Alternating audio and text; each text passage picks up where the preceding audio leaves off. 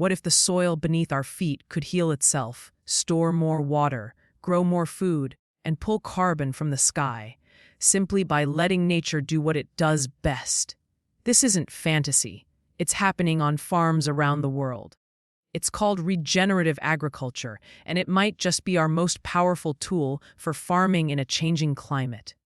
Over decades, plowing, monocultures, and heavy chemical dependence have left soils compacted, eroded, and exhausted. Water runs off faster. Droughts hit harder. Fertilizer costs rise, but soils give less back. Globally, we lose billions of tons of topsoil each year. Farmers feel it first, in yields, in debt, and in the rising risk of extreme weather. But here's the good news: soils are not dead. They're alive, and life can rebuild what's been lost. Regenerative agriculture is a set of farming practices that restore soil health while producing food. It's not a single recipe.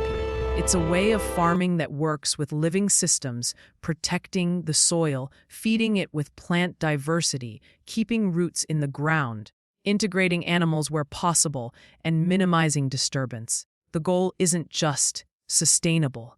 It's to regenerate, to leave the land better each season. Soil is alive. Beneath every step we take lies an invisible world, a network of roots, fungi, and microbes working together like nature's underground internet.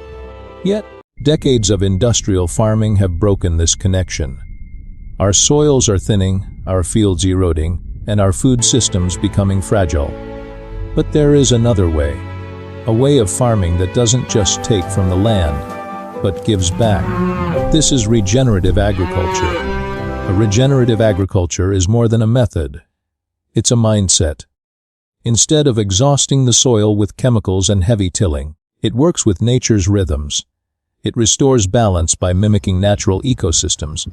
It builds fertility, captures carbon, and brings life back to the land. At its core, regenerative farming follows 5 guiding principles.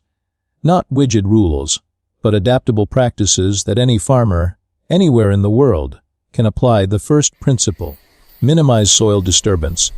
For generations, plowing and tilling were seen as signs of progress. But every time the soil is turned, its structure collapses, carbon escapes into the atmosphere, and erosion takes hold.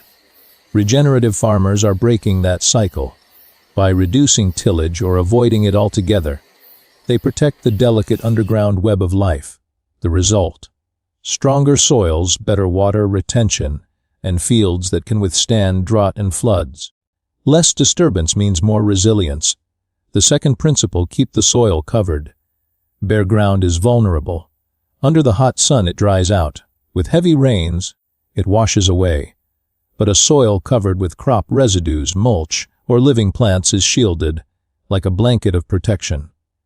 Cover keeps moisture in, buffers temperature, and prevents erosion. It also feeds earthworms and microbes, keeping the underground world thriving. When soil is covered, it's alive. When it's bare, it dies. The third principle: increase plant diversity.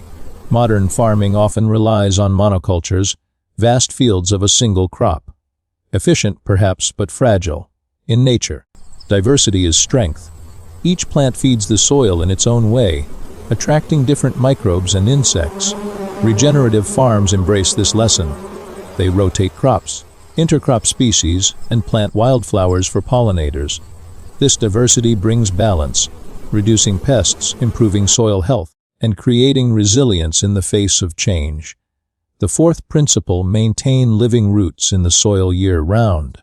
Roots do more than hold soil together. Through photosynthesis, plants draw carbon from the air and deliver it underground, feeding the soil food web. But when fields lie fallow, that process stops. The soil starves. By planting perennials, winter crops, or off-season covers, farmers keep roots alive in the soil all year. Living roots mean a constant cycle of nourishment and soils that grow richer with time. The fifth principle: integrate livestock wisely. For thousands of years, plants and animals shaped the land together. Herds grazed, fertilized, and moved on, renewing the grasslands as they went. Regenerative farmers recreate that cycle through rotational grazing.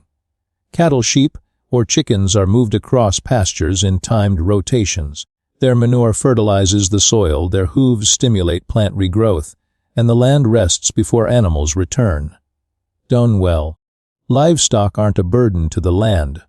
They're a vital partner in regeneration. Regenerative agriculture isn't a formula.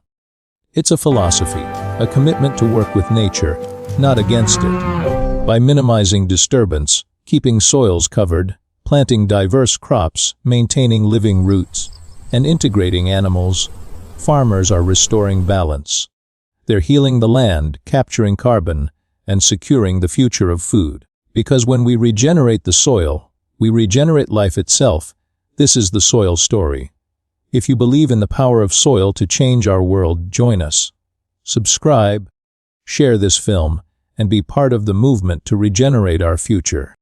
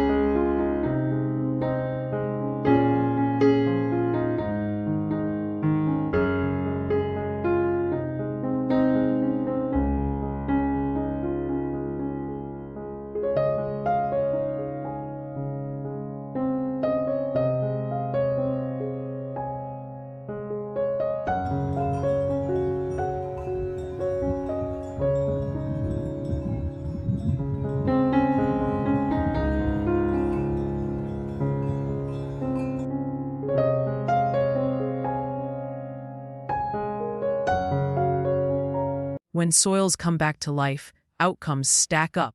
A water resilience, higher infiltration, and water holding often mean fewer irrigation passes and better drought survival. Input efficiency. Legume covers reduce synthetic N needs, residue keeps weeds down.